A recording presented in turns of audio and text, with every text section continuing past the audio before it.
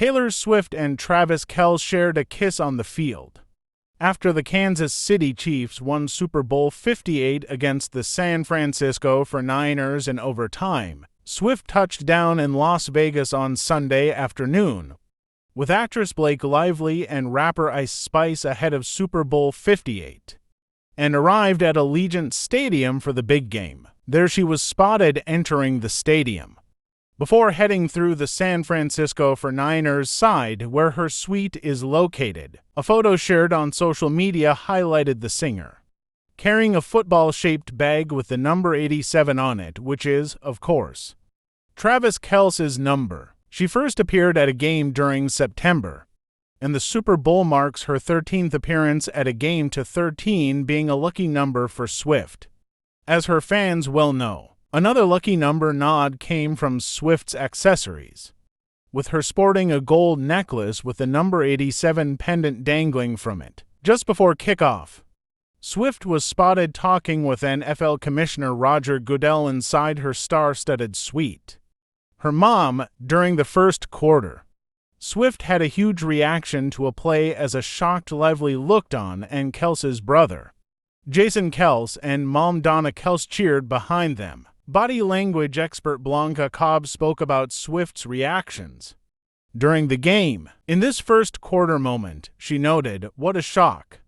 Taylor's mouth dropped wide, her eyebrows arched, and she pulled her arms in front of her chest, showing she was surprised by what happened on the field. Look at Mama Kelce and Blake Lively with similar facial expressions of surprise. Your response can be visceral when you're so engrossed in what you're seeing. Swift was clearly enjoying the game during the second quarter, despite the lack of scoring from the Chiefs, at one point lifting her buddy Lively into the air during a play. Blake jumping into Taylor's arms shows pure joy and excitement. When you're happy, it's a natural reaction to pull others up with you, Cobb said of her body language. Earlier in the game, Lively's husband, Ryan Reynolds, posted a photo of himself solo, watching the trailer for his new movie, Deadpool and Wolverine, which released a teaser trailer during the Super Bowl. Has everyone seen the Deadpool trailer? Also, has anyone seen my wife? Reynolds quipped in the caption. The NFL also shared a post on X, formerly Twitter, of Swift chugging a drink with Ashley Avignon, a designer and close friend of Swift, during a break-and-play in the second quarter. In Cobb's opinion, Taylor slammed a beer to calm her nerves. Possibly, it's a high-stakes game, with her man vying for a third Super Bowl win. She added, also, it's a way to have fun with a friend. Noting Avignon's presence, near the end of the second quarter, Swift was joined in the suite by her friend and Snow on the Beach collaborator Lana Del Rey. They were spotted by photographers and game cameras as they neared halftime. Swift and Kelce's dad, Ed Kelce, also had a chance to meet the legendary Sir Paul McCartney during a break in the game. Early in the third quarter, Swift was singing along to the in-stadium music, which was playing Viva Las Vegas in honor of the first ever Super Bowl held in the city. After the field goals, the Chiefs scored a touchdown, bringing them ahead in the final minutes of the third quarter, prompting a celebration from Swift. Early in the fourth quarter, before the Chiefs kicked another field goal and tied with the 49ers, Swift cheered big time for Kelce when he made a successful catch. As the tied game got to the final 2 minutes, Swift was feeling the pressure. Cameras caught her biting her nails just before the 2-minute warning. Cobb noted of Swift's body language. Not only is she biting her fingernails, but she pulls in her right arm tight across her midsection and her hand is fisted. Notice the tension around her eyes.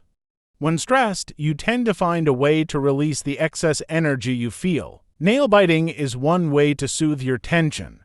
Wrapping your arms close to your body is a way to protect yourself from feelings of vulnerability. In the final seconds of the game, before the teams ended up in overtime, Swift cheered a play by Kelce that saw him running with the ball for several yards, but not enough to break the tie. With the game in overtime, tensions were high, but following the Chiefs' game-winning touchdown, Swift and her crew were jumping for joy in their suite. Let the celebration begin, Taylor's big smile.